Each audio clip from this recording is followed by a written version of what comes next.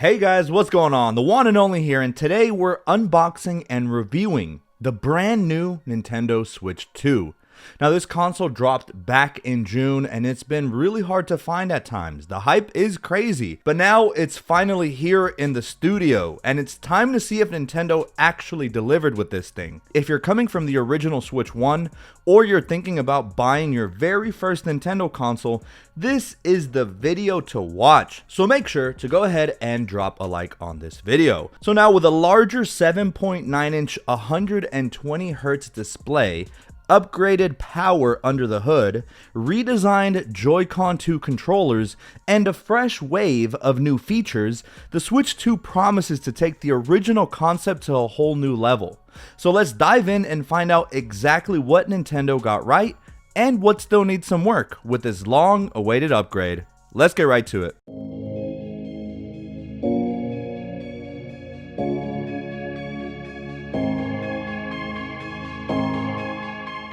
Alright ladies and gents, so now let's go over a quick unboxing and see what Nintendo includes in the box for us this time around. So first off, Nintendo kept that same compact minimal design we're used to. Right on the front of the box you get a clean shot of the Switch 2 console with the updated Joy-Cons attached. Super simple, yet super recognizable, and no loud graphics and no wild colors. I really do love Nintendo's branding. On the sides you get a couple more product shots, and on the top is that iconic Nintendo branding. And on the back there's another image of how the device is placed into the dock.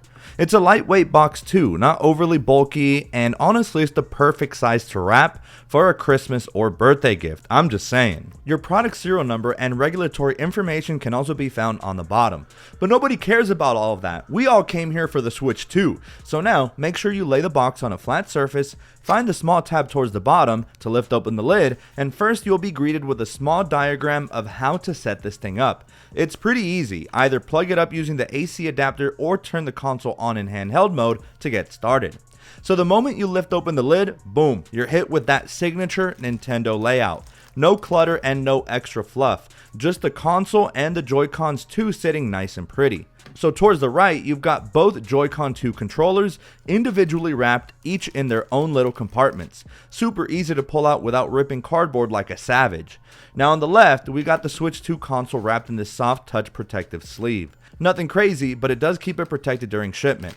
It's sitting in its own little cutout so it doesn't slide around during shipment either. Screen is face up, and once you get those plastics off, it is the cleanest it will ever be before you get your fingerprints on it. It looks really sharp. Then lift out the upper tray, and then nestled inside is another compartment that houses your product warranty guide and terms and conditions. Next up, the Joy-Con 2 straps. Both of them come together in small little baggies. Honestly though, shout out to Nintendo for not hiding these under random cardboard like they used to. Don't know how many people actually use these, but if you're like me, these will probably be forgotten and probably get lost somewhere. You also get a quality Nintendo branded HDMI cable. Then the final compartment, tucked all the way at the bottom, has even more goodies for us. Wrapped in this frosted plastic, you get the Joy-Con 2 grip, meant to simulate a real controller to give you those OG gamer vibes. Sold separately, you can also buy the Pro controller for the Switch 2, which is literally a classic styled remote control for a better gaming experience. You get your AC adapter and Nintendo branded USB-C to USB-C cable to plug into the back of the console and power on the device. And finally, we have our updated Nintendo Switch 2 dock. It still attracts fingerprints like a magnet, but you'll barely be touching this thing anyway. And that's all there is to it, folks. Alright guys, so now that we've seen what comes in the box, let's actually take a closer look at the Switch 2 itself, because Nintendo definitely refined a lot with the Switch 2. Let's go over a quick tour. So right away on the front, the big upgrade is the display. You're looking at a larger 7.9 inch LCD that's full 1080p, up to 120 Hz with HDR support. The bezels are slimmer than the original, so the whole thing just feels more modern and more immersive in the hand. Flipping it over to the back, Nintendo made a couple of great upgrades here. You've got this smooth matte finish that does a much better job hiding fingerprints, with simple Nintendo Switch 2 branding in the center. But the big thing back here is the new full width kickstand. Instead of that tiny flimsy flap from the OG Switch, the Switch 2 has a long, adjustable stand that runs almost the entire width of the console. You can set it at basically any angle now. It's way more stable for tabletop mode and just feels more premium overall. And when you open that stand, that's where you'll find the micro SD express slot. This is where you expand your storage with those faster micro SD express cards that Nintendo switched to on this system. Now let's take a closer look around the edges. Let's start up top. Up here, you've still got your small-ish power button and volume rocker, but next to that, you'll see the updated air vent cutout, the game card slot cover, and your classic 3.5mm headphone jack. Nintendo also snuck in a couple of new things up here. There's a tiny pinhole for the built-in microphone with noise cancellation, and you now get a second USB-C port on the top. That top USB-C port lets you charge in tabletop mode and allows you to plug in accessories like the new camera, which is actually a really clutch quality of life upgrade. Down on the bottom, this is where your main USB-C port lives. That's what connects into the dock and also charges the system if you're playing in handheld. On either side of that port, you've got the redesigned stereo speakers and a small air intake. Audio is punchier and more directional than the older models, so you actually notice a difference in handheld mode. Looking at the sides, this is where Nintendo quietly made a huge change. Instead of sliding the Joy-Cons down on a rail-like system like on the old Switch, the Joy-Con 2 snap on magnetically. And don't worry, you still get that satisfying click, but now it's literally magnets grabbing onto the side of the console with a mechanical release button on the back of each Joy-Con 2 when you want to pop them off. So it's literally impossible to accidentally snap these things off. Speaking of the Joy-Cons 2, let's give them a quick closer look. They're slightly larger and a bit taller than the original Joy-Cons, with more comfortable grips and bigger, easier to press buttons. The SL and SR buttons on the top edge of the Joy-Cons 2 are now larger, and on the right Joy-Con 2, you now get a new C button. That's for Nintendo's game chat feature, which we'll talk about later. On the underside, you've got that flat edge that lets each Joy-Con double as a vertical mouse when you're using mouse mode on a desk. That's why the straps are flat on the bottom too. They're designed to glide. Circling back to the kickstand real quick again, because handheld and tabletop are a huge part of the Switch's identity, this new full-width stand has a continuously adjustable hinge. So whether you want it almost upright or barely tilted, you can dial in on the angle and it actually stays there. Way better than the one-position toy flap from the 2017 model. Last piece of physical hardware is the dock. It hasn't changed all too much, it still resembles the original one, but the Switch 2 dock keeps that same basic shape, it's just now a little cleaner. On the front, you've got a subtle Nintendo Switch 2 logo and a tiny TV output LED that lights up green when you're actually pushing signal to your TV. Around the back, under the flap, you've got your HDMI out, the power in, and like before, the console just drops into the middle and lines up with the USB-C on the bottom. Okay, let's talk about the display, because this is easily one of the biggest upgrades on the Switch 2. We're looking at a 7.9-inch LCD panel, not OLED, and it finally jumps up to a full 1080p resolution in handheld mode. And the difference is immediately noticeable. Text is sharper, colors look richer, and small visual details that used to get lost on the original Switch now actually show up really clearly. On top of that, you're getting HDR10 support and a 120Hz refresh rate, which makes the entire console feel buttery smooth and way more responsive, even just navigating the UI. And while it's not an OLED panel, which some people were hoping for, including myself, this LCD panel actually looks pretty good. The brightness, the color reproduction, the sharpness, everything feels like a major step forward. It's really a great looking display, although I feel like OLED would have sealed the deal here, man, especially since this console comes in at nearly $500 factoring in taxes. Like, come on Nintendo, that's kind of whack. But I digress because the display is pretty sharp, so I'm gonna let this one slide. When it comes to performance, the Switch 2 finally feels like the modern hybrid console we've all been waiting for. The upgraded NVIDIA processor and 12GB of LPDDR5X RAM give this thing a huge jump in power compared to the original Switch. Load times are noticeably faster, textures are sharper, and overall gameplay just feels smoother. Even big titles like the newly released Pokemon Legends ZA and the new Mario Kart World run noticeably better on the Switch 2, with cleaner visuals and far more consistent frame rates. In handheld mode, the boost is especially obvious. Games that struggled on the original Switch now run comfortably, and paired with that 1080p display, everything just looks tighter and more detailed. Docked mode is also a major step up, with supports for up to 4K output in select titles. And while it's not competing with a PS5 or a high-end PC, the Switch 2 holds its own impressively well for a device you can throw in your bag. This feels like the first Nintendo handheld that can genuinely keep up with more demanding modern games, and I'm here for it. Now, the Switch 2 also brings a handful of new software features that really modernize the experience. The biggest addition is Game Chat, which now lets you voice chat directly through the console using the built-in microphone, something the original Switch never handled well.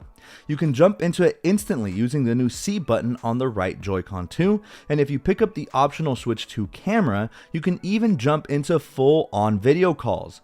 The built-in noise reduction does a solid job of cutting out background sounds, and it finally feels like Nintendo is catching up to what PlayStation and Xbox have been doing for years in terms of party chats. Hopefully it's nothing like the original Black Ops 1 party chats of back in the day. Man, all of those rated R. Trust me, we do not need to go back to that. There's also screen sharing so friends can watch your gameplay live, which is a really cool idea on paper, but it still feels a little rough in practice. The connection can get laggy, and it's not something I'd rely on just yet.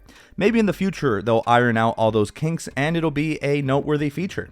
And also, it is worth noting that Game Chat itself is only free for the first year. After that, it's locked behind a Nintendo Switch Online subscription. Kind of wild, honestly. Nintendo usually doesn't pull moves like this, so seeing them dip their toes into the subscription upsell world definitely caught me off guard, but it's where the industry as a whole is going, unfortunately. I mean, don't even get me started on the price increase to the Switch 2 games. Ugh. The UI, however, as a whole, has been lightly refreshed as well. It's still simple and familiar, but everything runs smoother thanks to the new hardware, and menu navigation feels a lot more responsive. It's not a massive redesign, but all these little quality of life upgrades add up and make the whole system feel much more refined. Now, there's something really important we gotta talk about, and that's battery life, because this is one of the Switch 2's biggest weaknesses. Nintendo rates the console at anywhere from 2 to 6.5 hours in handheld mode, but realistically, you're looking at closer to 2.5 hours for most modern games.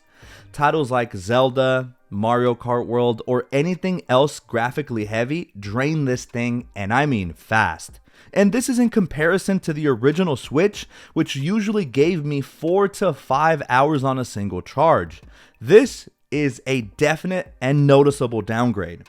It's not unusable, but if you're planning to game on the go, you're absolutely going to want to carry a charger or a power bank at the very least. The extra performance definitely comes at the cost of battery life, and that's something potential gamers should be prepared for. And while this might be understandable as a trade-off given the upgraded hardware, it definitely changes how portable the console actually feels. In a lot of ways, the Switch 2 behaves more like a powerful handheld that needs frequent top-ups rather than something you can take out for long sessions like the older Switch models that you could count on reliably. And honestly, for a hybrid system that's supposed to shine in handheld mode, the fact that it can't comfortably survive a long-haul flight or a full travel day is honestly a little disappointing. And while we're talking about the Switch 2's weaknesses, let's talk about comfort and ergonomics, and pay attention because this section is super important, because while the Switch 2 does look sleek and modern, it looks amazing, it's a really pretty console, but it's definitely not the most comfortable for long handheld sessions. The thing is, the console still carries over one of the original Switch's biggest issues, that flat, slab-like design with no built-in grips. And now that the system is bigger and slightly heavier, you feel that even more over time. After about 30 to 45 minutes of straight gaming, the lack of contouring becomes noticeable, especially compared to something like the Steam Deck OLED. If you have larger hands, it's manageable, but younger players or anyone with smaller hands might struggle even sooner. A third-party grip case honestly makes a massive difference, and I'd consider it almost essential if handheld mode is your main way of playing. Nintendo nailed the clean aesthetic, but in the comfort department, the design definitely takes a backseat to function. Now let's go back and talk about that price, because this is the first Nintendo console that really steps into premium territory. For context, the original Switch 2 launched in 2017 at a retail price of $299 in the US. The new Nintendo Switch 2 starts at $449. That's a 1.5x increase to the price, which puts it right alongside the PS5 Slim in terms of cost. And that's a pretty big shift for a company known for more affordable hardware. If you grab the Mario Kart World bundle, you're looking at $499, which adds another $50 on top. But the value really comes down to what you're looking for. If you want a true hybrid device with a bigger 1080p display, better performance, new Joy-Con tech, and a more modern feature set, this is easily the best version of the Switch concept Nintendo has ever made. It's not the second console impulse buy that the original Switch was, but for dedicated Nintendo fans or anyone who loves handheld gaming, the upgrade does feel justified in my opinion, even at this higher price. At the end of the day, the Nintendo Switch 2 is exactly what I had hoped Nintendo would eventually build. It takes the original hybrid idea and finally gives it the hardware it always deserved. A bigger and sharper display, way more power, smarter Joy-Con 2 controllers, and a modern set of features that make the whole experience feel refreshed. It's not perfect, the battery life is its biggest drawback. Also, handheld comfort still needs a little bit of help, and even months later, the library of true Switch 2 only titles is still pretty slim, but even with those drawbacks, I still think it is justified, and I think this is a great upgrade for anyone upgrading from the original Switch or diving into Nintendo consoles for the very first time, or maybe you haven't purchased a Nintendo console in years, and maybe now is the time. But even with those flaws, this is easily the best version of the Switch concept we've ever had. If you're a handheld gamer, a longtime Nintendo fan, or just want a console that can genuinely do both TV and portable gaming well, then the Switch 2 is absolutely worth considering. Nintendo finally leveled up the Switch to what it was truly meant to be, like a Stage 1 Pokemon evolving into its Stage 2, and it shows. So there you have it, guys. That's been my full review of the Nintendo Switch 2. What do you think? Do you have the original Switch and are considering upgrading? Do you already own the Switch 2? If so, drop your comments down in the comment section below. If you learned something new today, or you're just window shopping and trying to decide if this console is right for you, make sure to hit that subscribe button, as these videos do take a while to put together, and I genuinely hope my videos can help someone make the right decision.